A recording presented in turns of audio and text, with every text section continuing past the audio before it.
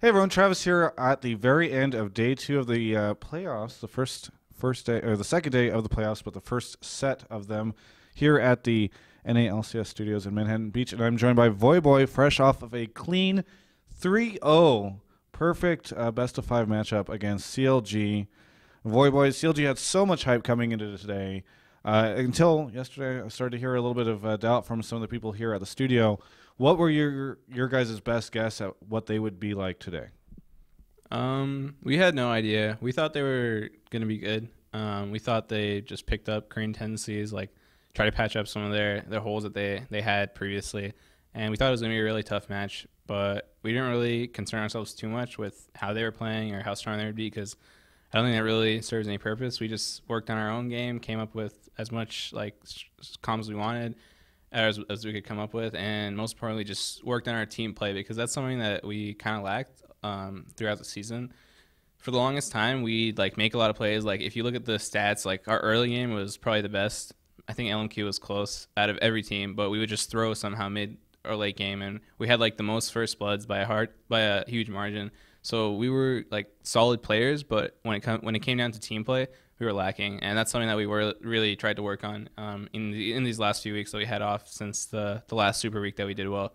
And I think that's something that we've been able to really just come together and start performing as a team.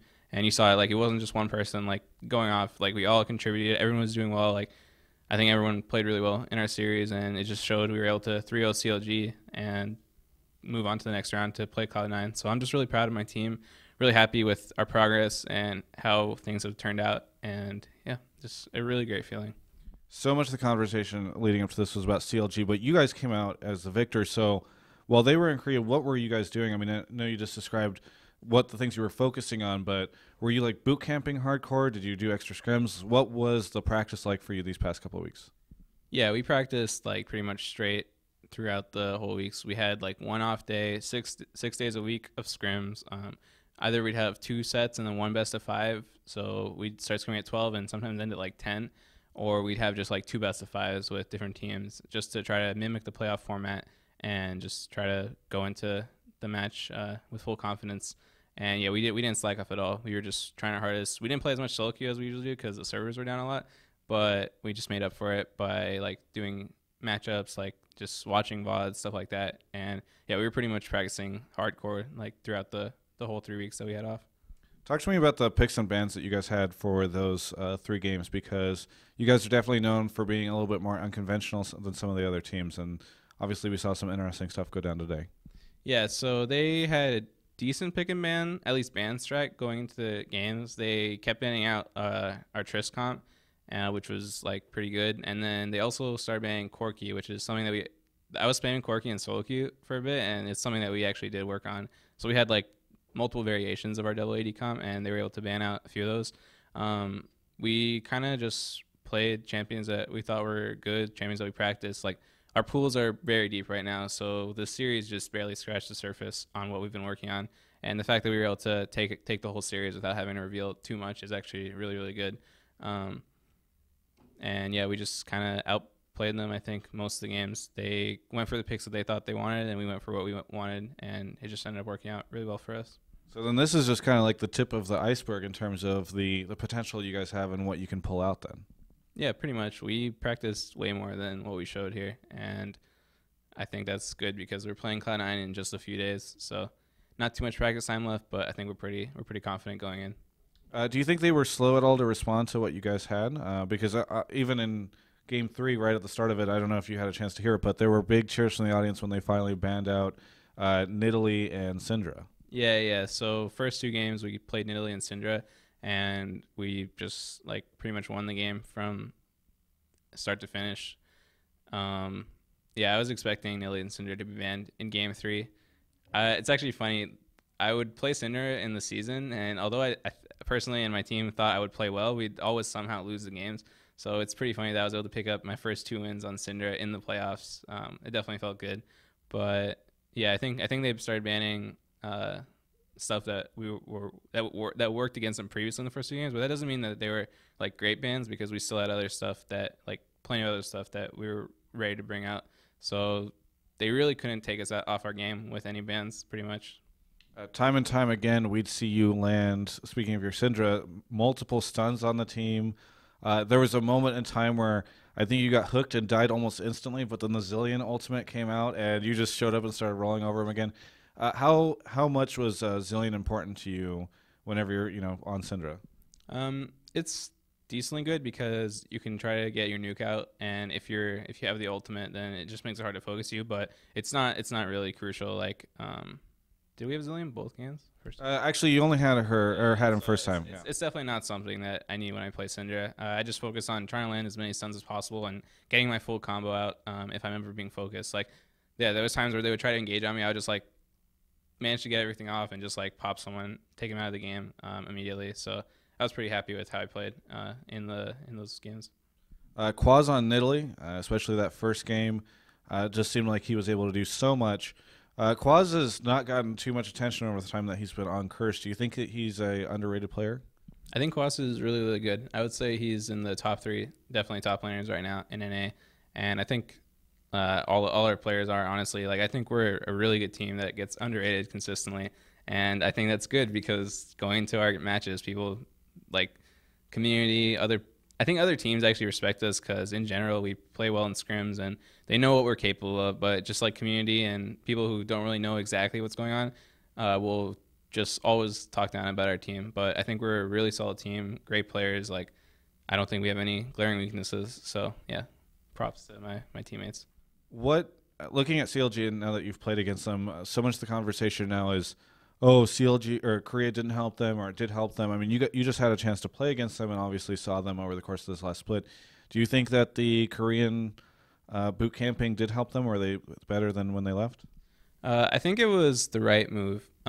They were struggling as a team in the last few weeks of the LCS, and if we were in that same position, we would look at every possible option to try to fix something because we've been there. We've struggled. We've been like destroyed by the community. We've just lost game after game against a lot of teams, and we couldn't figure out what we needed to do to hit our stride. And for us, it was mostly just keep practicing, just keep our heads up, and just try our best to pick it up. And for us, it did end up working out, and we managed to find our stride later in the season and just pick it up and just start rolling everyone.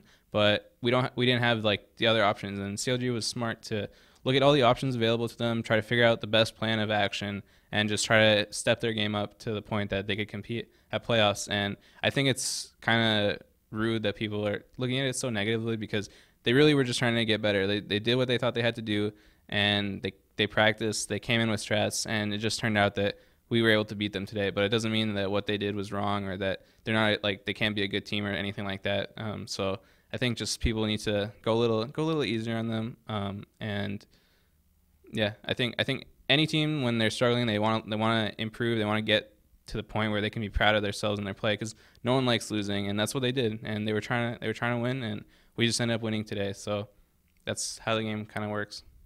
You have Cloud9 coming up. These guys have always been a little bit of a terror in the North American scene.